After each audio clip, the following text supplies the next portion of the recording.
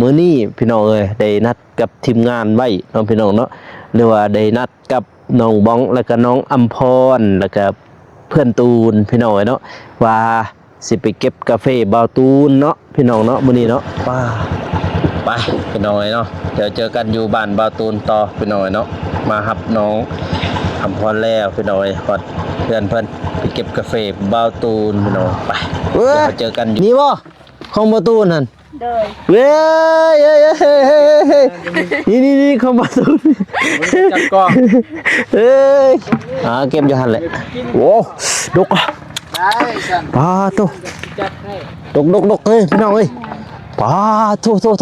กาแฟบ่ตูนนี่บ่ธรรมดาพี่น้องเอ้ยดกเลยดิปาโตพี่น้องเอ้ย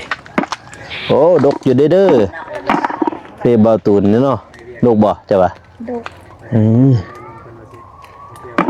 ลูกจูพี่น้องเอ้ยหอบหน้าพอดีเบิดไปเนาะ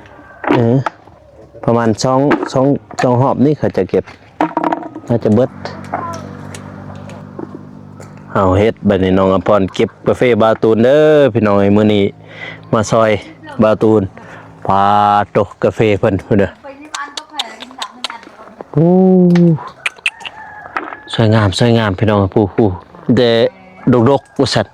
ตัวนั้นจนเอ็นเลยเอ็นแล้วหักแล้วโอ้กาแฟประตูหักแล้วพี่น้องเอ้ยเฮ็ดจะต้องบอกเฮ็ดประเด็นนี่ไปเท่าบ่หายเนาะไม่มันหายน้ำตีนขอโทษเด้อแม่บ่ได้ตั้งเพราะมันอันนี้เด้นี่มันสิหักอยู่นี่แหละกกมันแข็งเด้คันกกอ่อนบัดบัดอ้าวน้องบอกเก็บกาแฟบ่าวตูนพี่น้องเอ้ยปุ๊ดโต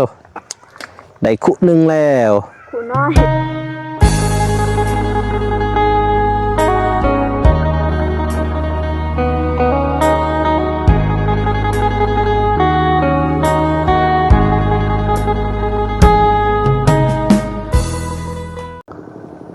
ปา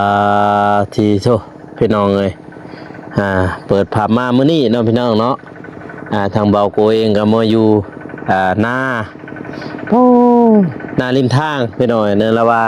อว่าหน้าแคมทางเนาะพี่น้องเนาะแต่ว่าทางนี้ยังบ่ทันได้สุกเด้อพี่น้องเด้อเขาน้ำทางป่าเนาะพี่น้องเนาะยังบ่ทันได้สุกแต่ว่าทางบ้านเบาโกนี่โอ้ยพี่น้องเอ้ยสุกเบิดแล้วเรื่องเหอะเลยจนว่าเกี่ยวเลยเนาะพี่น้องเนาะทางบ้านเบาโกพี่น้องเอ้ยเห็นบ่โถโอ้เหมาะกับฝนตกเด้อพี่น้องเด้อคิดว่าฝนสิบ่ตกคือกันบ่คิดว่าสิมาทางนี้ก็ตกทางบ้านเบาโกก็ตกคือกันเนาะพี่น้องเนาะมื้อนี้เปิดภาพมาก็อยู่บ้านห้วยดำเนาะพี่น้องเนาะหรือว่าบ้านโกงบ้านโกงน่าจะแม่นยังติดอยู่บ้านโกงอยู่พี่น้องเนาะบ้านโกงขึ้นกับเมืองท่าแต่งแขวงเซกองพี่น้องบรรยากาศยามเศร้าพี่น้องถ่ายให้พ่อแม่พี่น้องเพิ่นได้เบิ่งนะพี่น้องเนาะระหว่างในการเดินทางแต่ว่าหน้าเขาจะโอ้สิเห็นบ่โทยังบ่ทันได้สุกเด้อพี่น้องเด้อเห็นบ่แต่ว่าหน้าเบาโกนี่สุกแล้วพี่น้องทางปากซองนั้นสุกแล้วเนาะก่อนอื่นหมดกับสบายดีเด้อพ่อแม่พี่น้องเนาะบ่ว่าสิอยู่ภายในหรือว่าต่างประเทศก็ยินดีต้อนรับเข้าสู่ช่องเบาโกชนบทสปปลาวพี่น้องเอ้ยเนาะตัวมื้อนี้พี่น้องเอ้ยได้นัดกับทีมงานไว้น้องพี่น้องเนาะหรือว่าได้นัดกับน้องบ้องแล้วก็น้องอัมพรแล้วก็เพื่อนตูนพี่น้องเนาะว่าสิไปเก็บกาแฟบ่าวตูนเนาะพี่น้องเนาะมื้อนี้เนาะตัวถือว่าฟ้าก็บ่เป็นใจปานใดพี่น้องเอ้ยเนาะบ่มีแดดพี่น้องเอ้ยครึ้มอยู่เนาะพี่น้องเนาะแต่ก็บ่เป็นหยังพี่น้องเอ้ยถ้าว่าฝนตกแห้งเฮาก็บ่เก็บกาแฟพี่น้องเอ้ยเนาะหาสิเฮ็ดเวียกอื่นถ้าฝนบ่ตกเฮาก็สิได้เก็บกาแฟบ่าวตูนพี่น้องเอ้ยเนาะเพราะว่าตอนนั้นเฮาได้นัดกันว่าสิมาเก็บกาแฟซอยเพื่อนตูนน้องพี่น้องเนาะจังได๋ก็ฝากเป็นกำลังใจให้แน่เด้อพี่น้องเด้อ ตอนนี้บรรยากาศยามเศร้าเนาะพี่น้องเนาะบ่าวโกยืนที่เส้นทางบ้านโกงพี่น้องเอ้ยเปิดตัวเหมาะกับดอกตะเวนเห็นบ่ทางฝั่งไทยก็สิเอิ้นดอกหยังเด้เนาะอันนี้นี่ดอกอันนี้ดอกหยังเนาะผู้ใดฮู้ก็คอมเมนต์มาได้เด้อพี่น้องเด้อแต่ว่าทางลาวเขาสิเอิ้นว่าดอกตะเวนเนาะพี่น้องเนาะดอกตะเวนเดือน12พี่น้องเอ้ยโอ้ตกมาไว้แต่ละจักไปเสลอหัดคือไว้ว่าเถอะผู้เพราะว่าช่วงนี้ก็สิฮอดยามดอกตะเวนแล้วพี่น้องเอ้ยเนาะไปบ่ซักษาเสียเวลาพี่น้องเอ้ยเดี๋ยวเฮาไปเจอกันที่บ้านเบาตูนเลยพี่น้องเอ้ยเนาะแล้วก็ทางเบากูกับเบาตูนว่าสิไปรับน้องๆมาเก็บกาแฟซอยพี่น้องเอ้ยสาวอัมพรแล้วก็สาวบ้องนำพี่น้องเนาะตัวขออย่างเดียวพี่น้องเอ้ยบ่ให้ฝนตกกับพ่อพี่น้องเนาะไปเบิ่งนำกันเลยพี่น้องเอ้ยเนาะว้าตัวพี่น้องเอ้ยเปิดภาพมานะพี่น้องเนาะกะอยู่นี่แล้วเห็นบ่หอดทงไห้ทงหน้าเขาเจ้าพี่น้องเอ้ยถูกผิดทงไห้ทงหน้าพี่น้องเอ้ยเห็นบ่โอ้แต่ว่าทั้งนี้นี่ยังบ่ทันได้สุกเด้อพี่น้องเด้อข้าวน้ำนี่บ่ยังบ่ทันได้สุกแต่ว่าทางบ้านเบาโกนี่สุกแล้วพี่น้องเอ้ยโอ้โธ่งามพี่น้องเอ้ยทงไห้ทงหน้าเขาเจ้าพี่น้องเนาะเห็นบ่อันที่เบื้องนั้นเป็นอันนั้นเด้อพี่น้องเด้ออันแถวนั้นแม่นสวนกาแฟเขาจะเบิดพี่น้องเห็นบ่นี่สวนกาแฟเห็นบ่สวนกาแฟบริษัทไม่เหียนตามที่จื่อได้บริษัทไม่เหียนกาแฟเวียดพี่น้องเอ้ยถูกบรรยากาศยามเช้าๆพี่น้องเห็นบ่น้ำหมอกลงโอ้ถูกตามภูตามพาพี่น้องเอ้ยเนาะแต่ว่าทางบ้านน้องบ้องนี่พี่น้องเอ้ยเขาเฮ็ดแต่นั้นเลยตามภูนั้นเลยพี่น้องภูตามนั้นไปเลยได้เขาเจ้าเฮ็ดแต่ว่าทางบ้านบ่อโกนี่ส่วนหลายเขาเจ้าเฮ็ดอยู่เทิงภูคือกันแบบนั้นคือกันพี่น้องเอ้ยเนาะไปเดี๋ยวเฮาเดินทางกันต่อพี่น้องเอ้ยเนาะก็สิถ่ายเป็นช็อตเป็น EP ให้พ่อแม่พี่น้องเพิ่นได้เบิ่งนะพี่น้องเนาะบรรยากาศในการเดินทางนะพี่น้องเนาะก็สิได้เห็นหลากหลายมุมพี่น้องหรือว่าได้เห็นเส้นทางแน่ได้เห็นบรรยากาศหรือว่าได้เห็นวิถีชีวิตของชนเผ่าเนาะพี่น้องเนาะก็สิถ่ายให้พ่อแม่พี่น้องได้เบิ่งเนาะทั้งบ้านน้องบ้องแล้วก็บ้านบาตูนพี่น้องนะเดี๋ยวบอกดิเป็นเอกลักษณ์ของข้าเจ้าได้พี่น้องเด้นี่เป็นเอกลักษณ์ของบ้านดอนซ่าแล้วก็บ้านห้างเนาะพี่น้องเนาะไปพี่น้องเลยแต่ก่อนเฮาก็เคยถ่ายหลายเทื่อเลยเนาะพี่น้องเนาะอันป้ายอันนี้เอาเคยถ่ายแล้วบางคนก็เคยเห็นแล้วพี่น้องกันเนาะตกนี่แหละป้ายบ้านเนาะพี่น้องเนาะเขาสิเขียนว่าหอยดำใหม่นี่นี่บ้านหอยดำใหม่หรือว่าบ้านเบาตูนเนาะพี่น้องเนาะบ้านเบาเจ็บกับแม่นคือกันพี่น้องเลยสองคนเพิ่นบ้านเดียวกันนั่นแหละพี่น้องเลยแต่ว่าเขาเจ้าเฮ็ดเป็นจัดสรรนะพี่น้องเนาะเป็นแถวเนี่ยเขาเจ้าอพยพมาแต่กระลึมพี่น้องเนาะบ้านอันนี้ทางนี้คือจะว่ามีอันนั้นแน่พี่น้องเลยมีท้องฟ้าเนี่ยหรือว่ามีฝนเนี่ยมีเม็ดฝนเนี่ยพี่น้องเลยทางนี้นี่จากป้ายนั้นมาทางนี้พี่น้องเลยสิแวะหาบาตูนก่อนอยู่เฮือนเนาะพี่น้องเนาะไปทักทายคนก่อนนี่อันนี้เป็นป้อมย่ามเนาะพี่น้องเนาะ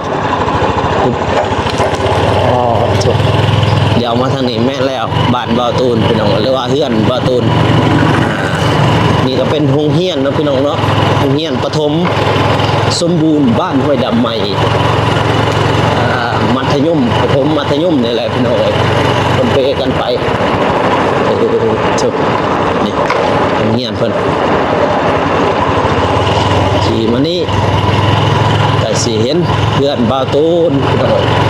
ว้าวชุบเมื่อกี้โทรหากันว่าอยู่เพื่อนเจอกันอยู่เพื่อนบาวตูนว่าสั่นแล้วจึงค่อยไปฮับน้องๆมาเก็บกาแฟซอยพี่น้องเนาะเขาเจ้าอยู่บ้านลุ่มบาวตูนอยู่นี่พี่น้องเนาะหนาวดิพี่น้องเอ้ยเก็บได้บ่ดิแนวนี้นี่โอ้โถโอ้ฝนเนี่ยเฮ้ย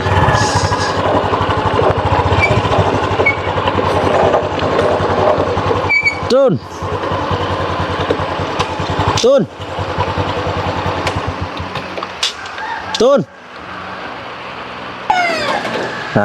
พี่น้องเอ้ยบ่าวตูนเราอยู่สวนป้าฝนนี่ก็ได้บ่เป็นใจให้เลยเฮ้ยเป็นอยู่สวนเดี๋ยวไปเข้าไปห้าเพิ่นก่อนป่ะโทษป่ะ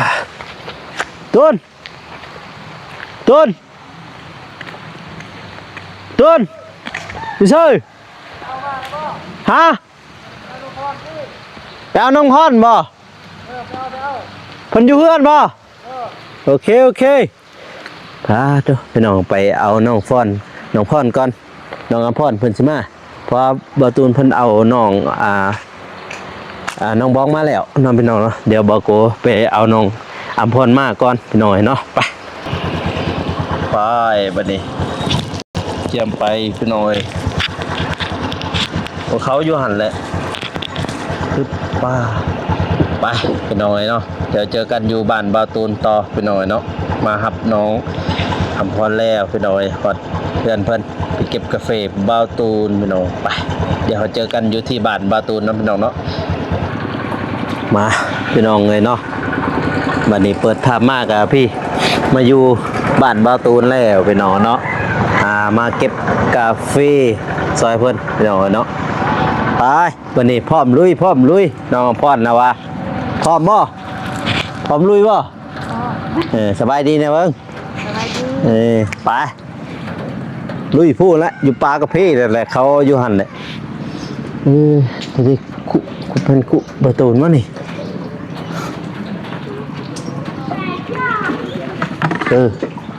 ไปหาเก็บกาแฟพี่น้องเลยได้กระครุแล้วโอ้ผู้ดีไปก่อนเดี๋ยวเขาไปใส่ฮะไปหาประตูนกันพี่น้องเลยโอ้ว้าโธ่เลิกเฮี้ยนแล้วบ่ยังเมื่อรักเมื่อ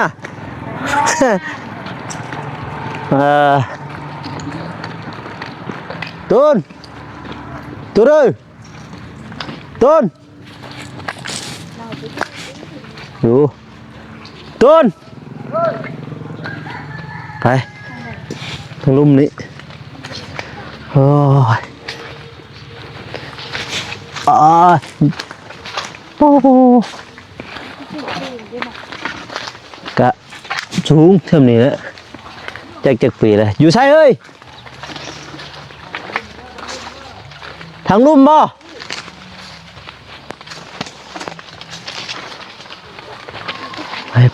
ไปทางนี้อยู่ใช่เนาะซองเพิ่นนี่อยู่ใช่เนาะประตูนี่ดู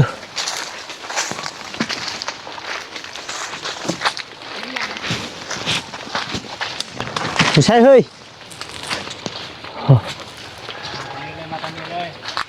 ทางไหนมาผู้เดียวเนี่ยนะเฮ้ยมาผู้เดียวป่ะน้องอภรเราบ่ได้มา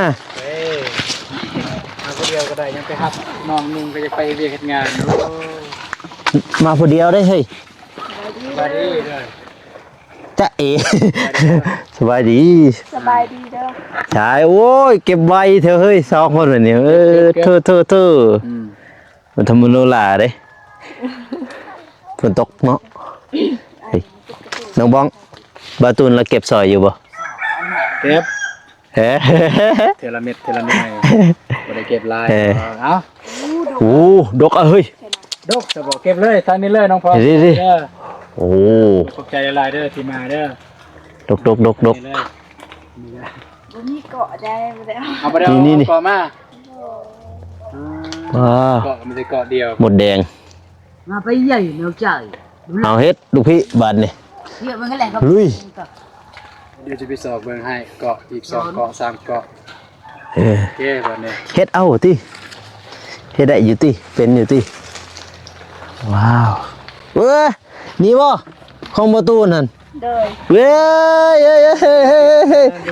นี่ของประตู จับกล้อง เอ้ย มันมีคนจับกล้องเด้ นี่บ่ นี่ก็เลย ไปมานี่ ให้น้องบอมมันเก็บซะ เนาะ ดูถ่ายเพิ่นเก็บ เอ้ย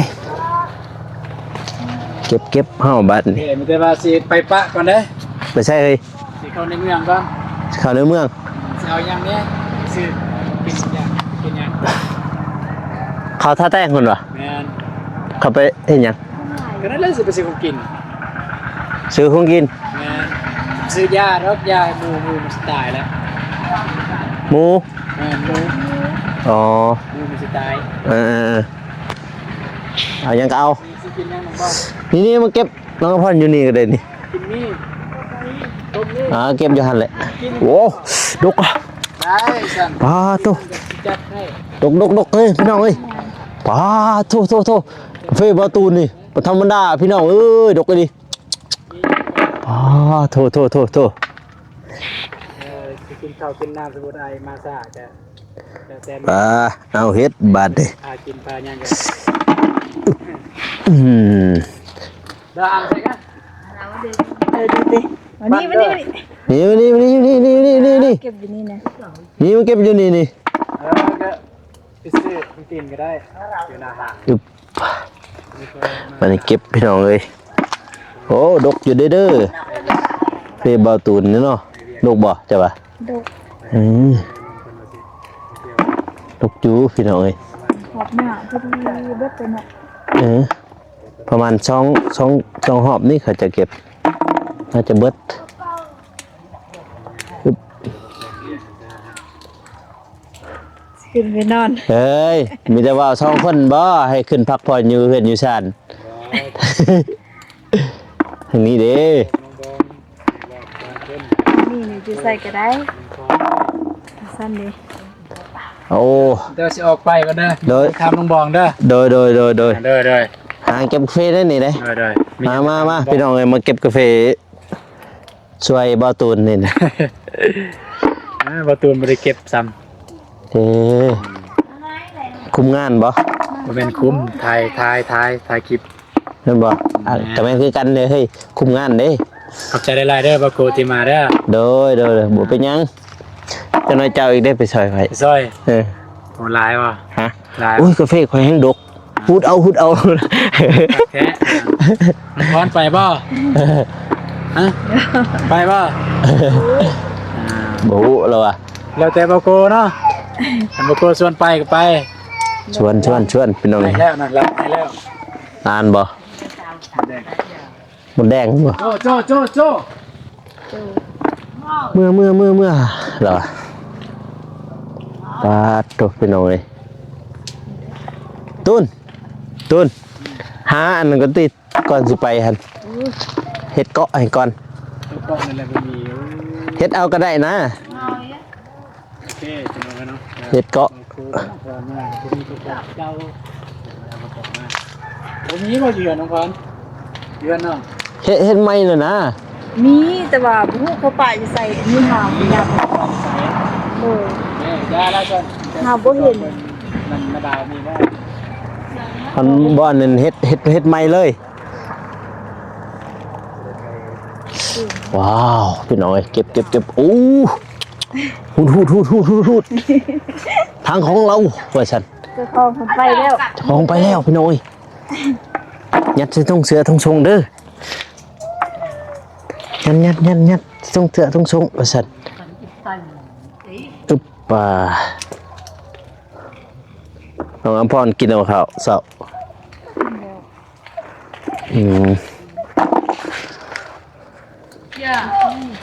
จะน้อยสิไปเอาอันนั้นแนว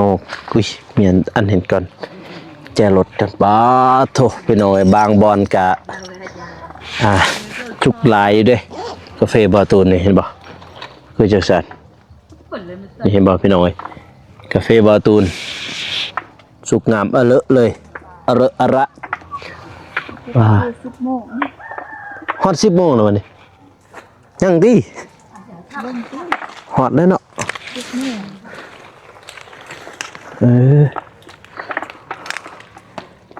ตอน10 โมงนี่แหละเมื่อกี้ตอนเขาว่าฮอดนี้ฝนเด้ทางนี้นี่ฮอด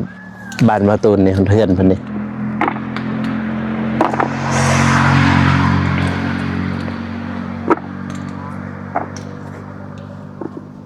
เอาเฮ็ดบัดนี้น้องอภรเก็บกาแฟบาตูนเด้อพี่น้องมื้อนี้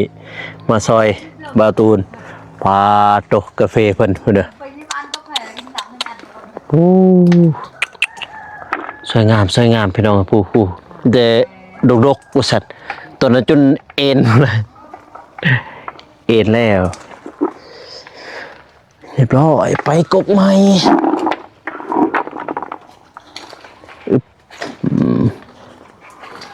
เบิ่งไปหาน้องบองก่อนนี่อุ้ยไก่ตกใจ ได้สลักจะไม่เป้มัน โถ่ ยันหัก กระหักแล้วก็จะไม่ทันใส่ บ่ว่าติ ไปเยอะเลยติดเด้ อันนั้นน้องจะเกาะสนานน้องบองเกาะสนานนั่นดึง บ่ได้ นี่ดึงได้ดึงมานี่ยันหัก นี่แบบนี้นี่ นั่น เอาสำเร็จแล้วบ่ดึงพ่อ ปากกับยา หักแล้วหักแล้วโอ้กาแฟประตูหักแล้วพี่น้องเอ้ยเฮ็ดจะต้องบอกเฮ็ดบัดนี้นี่ไปเท่าบ่หายเนาะ ไม่ทันหายน้ำตี ลอยจัง พูดเรื่องจำเบ้พูดเลย โอ้ตก ปั่นเลยโอ้ดำก่อนน้ำเตาได้ฮอด ขอโทษเด้อแม่บ่ได้ตั้ง เพราะมันอันนี้เด้นี่มันสิหักขึ้นเห็นไหม กกมันแข็งเด้ คันกกอ่อนบัก บ่ตูนบ่ได้เฮ็ดบ่เบิ่งจะน้อยข่อยเฮ็ดอันนั้นให้ก็ได้เฮ็ดเนื้อเกาะก็ได้ฮะ ย่างมาซื้อทางนี้บ้างเอาเกาะเนี่ย ได้แล้วบ่ เป็นย่างมาหากุ้งม่วงได้เลย โอเคงามขนาดนี้ป่ะน้อยใหญ่เนาะเม็ดใหญ่เนาะนี่ นั่น เม็ดใหญ่อยู่ได้นี่เม็ดใหญ่อยู่กาแฟล่ะคันใหญ่แบบนั้นโอ้คักเลยเด้นี่ทางปากซองนี่ก็บ่ใหญ่ปานใดเด้ทางปากซองตัวแต่กกดกๆเลยบัดนี้โอ้หมดแดงแต่ว่าทางนึกจึงนี่พี่เลยน้องบอกซ้ำนี่พี่เลยหมากซ้ำนี่ก้อยพี่ก็มันใหญ่ทางนึกจึงหันมากาแฟทางแต่ว่าทางนี้ในเบิ่งซ้ำนี่ซ้ำนี่ทางนึกจึงโอ้หลายแล้วก็หมากนี่ใหญ่ซ้ำนิ้วก้อยพี่แหละน้องบองกินเอาเขา กินแล้ว คอยเลยบอกให้ฝนตกเด้อมื้อนี้นี่ตอนประจามาฝนตกบ่กินนี่ ฝนไปเก็บเลย แข็งเลยคอยมาพี่อยู่ลักขาวพี่ฝนตกบ่แห้งดอกฝนให้ก็ได้ เมื่อวานนี้ได้ถ่ายคลิปบ่ เมื่อวานเนี่ยบ่ โดย เมื่อวานเนี่ยบ่ได้ไปซ้ำอยู่เพื่อน ตกมืด ฝนตกคือกัน ทางคอยก็ตกทางนี้ก็ตกเบิดแม่เมื่อวานนี่ อยู่ใส่กระตกฝนนี่ก็ได้เริ่มตั้งแต่มื้อวานนี่แหละฝนตกคั่น ว่าลมเป็นอยู่ น่าจะแม่นที่ลมพายุพูนฮอดวันที่28จะยังเจอ78 9บ่เลยว่าเท่าใดแหละตามที่เห็นเขาว่าหั่น ถามเมื่อวานก็บ่เขาเก็บเขาไปโลกเขาบนเจียอยู่อันซา ฮะ ลูกเขาบนเจียอยู่อันซาเขาไปหอม อีหยังล่ะวะ ไปร่วมบุญกันซะ อ๋อ ในบ้าน ไปงานบุญ เลย มีอยู่หมู่ข่อยก็ชวนคือกันเมื่อวานนี่ บนเจีย หมู่ข่อยก็ชวนคือกันว่าให้ไปลินเฮือน ลูกคอยเอาไปเอาเขาว่าเพิ่นตกเพิ่นไปเอาอันนั้นรถตู้เพิ่นเอามา เออ ไปเยอะก็ทราบไป กราบบ่ กระสอบเต็มแล้ว ไอ้ตู้นคือบ่เอามากระสอบ ก็ไอ้โกะก็ นี้จะทอกแซ่นี้ก่อนก็ได้น้องบอกโอ้โถ หักแล้วอันที่บอกเอาสิล่ะ ทอกใส่กระคุใหญ่ก่อนก็ได้ปอดโถพี่น้องเอ้ย ตักกันแบบที่ว่า เฟ่บาวตูน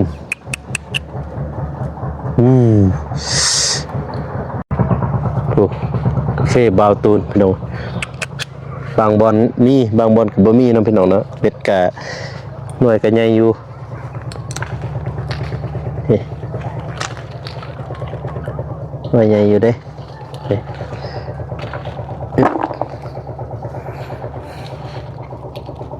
พี่โอ้เสียดายฝนตกพี่น้อยบ่ตกนี่แดดเนี่ยพอดีเก็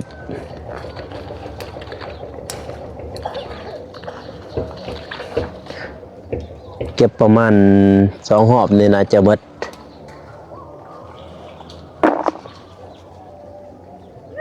ไผสิได้จักโลมื้อนี้เอาเบิ่งน้องอำพรกับน้องบ้องนี่ไผสิไวกว่าคอยนี่คันได้20 โลก็ดีแล้วที่เจอแล้วโอ้โห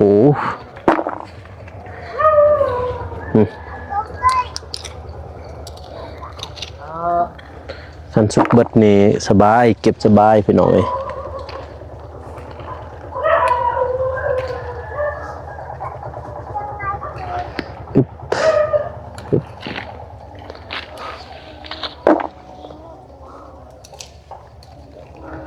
นี่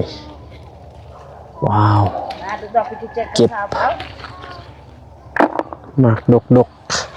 กดกนี่เห็นบ่แต่ว่าสุกเบิดเก็บจังสีเอาไปหน่อย แล้วก็ข้าวเอามาไม่แรงไม่เลยอ่ะ นี่ทำสุกเบิดทันสบายอยู่สะอ่อนเด้สะอ่อนกาแฟ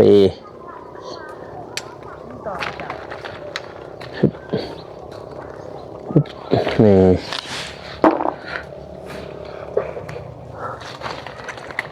นี่ประตูนเราจะไปตลาดไปท่าแตงไปซื้อเครื่องซื้อของซื้อน้ำกินแน่กินข้าวเที่ยง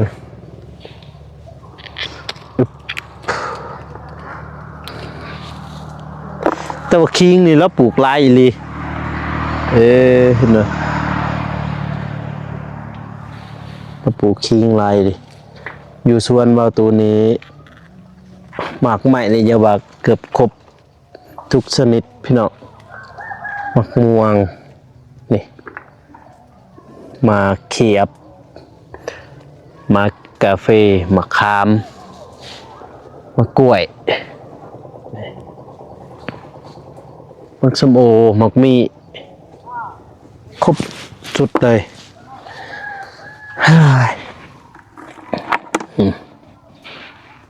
เก็บมือเดียวได้นี่ บ่ไหวดอก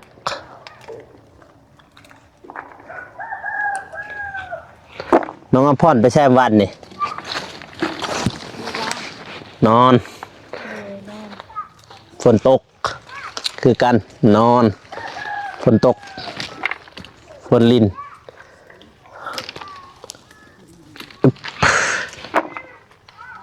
ว้าว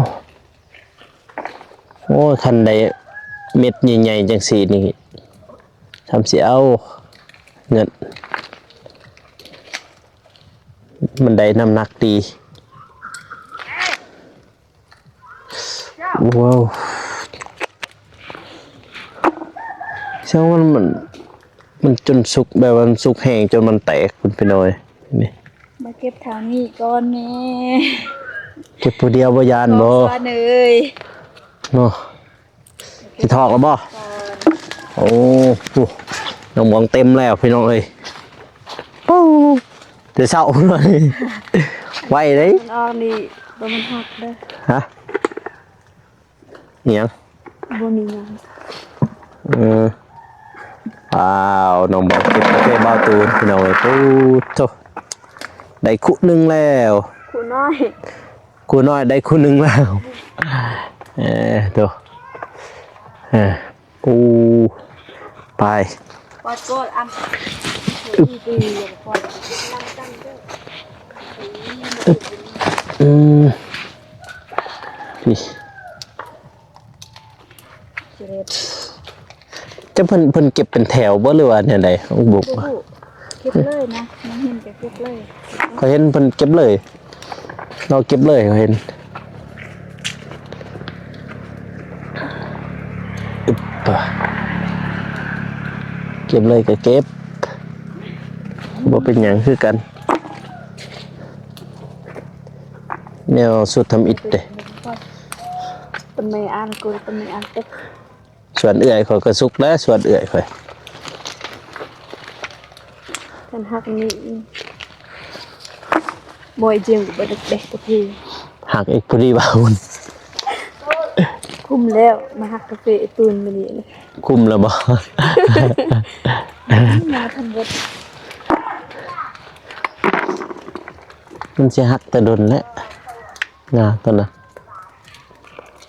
อึ๊บโอ้กันมีกาแฟอันนั้นเด้ เฟแตกเลยได้นี่ฝนตก เพราะว่ามันแบบมันสุกอันนั้นโพดนะ มันสุกหล่นแล้วมันเลยแตก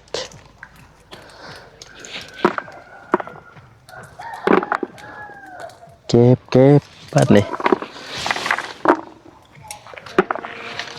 ตาตูนเพันสิเขาในเมืองมัน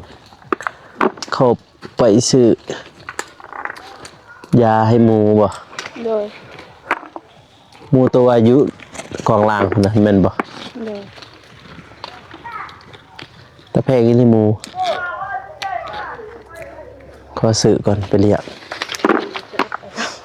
อย่า เห็นบ่พี่น้องเอ้ยส่วนบาวตูนนี่ครบสุดหมากไม้หมากมี่นี่หมากซิดาหมากขามครบเลยพี่น้องเอ้ยทางสวนบาวตูนนี่หมากเขียบก็มี ก็ประมาณนั้นนะพี่น้องเนาะพี่น้องเอ้ยทางบาวโกก็สิได้จบคลิปเด้อพ่อแม่พี่น้องเนาะก็อย่าลืมฝากกดไลค์กดติดตามเพื่อเป็นกำลังใจให้บาวโกเนาะพี่น้องเนาะบาวโกสิได้เฮ็ดตายคลิปเป็น EP ให้พ่อแม่พี่น้องเพิ่นได้เบิ่งได้ชมเนาะพี่น้องเนาะคันว่าแต่ว่าเก็บกาแฟทางสวนบาวตูนบาวโกสิถ่ายเป็น EP ให้พ่อแม่พี่น้องเพิ่นได้เบิ่งได้ชมเนาะพี่น้องเนาะคลิปนี้ก็บาวโกสิได้จบไปก่อนเด้อพ่อแม่พี่น้องก็อย่าลืมฝากกดไลค์กดติดตามเพื่อเป็นกำลังใจให้บาโกเฮ็ดคลิปต่อๆไปสำหรับคลิปนี้ขอกล่าวเข้ามาสบายดีพี่น้องแล้วเจอกัน EP หน้าเนาะบ๊ายบาย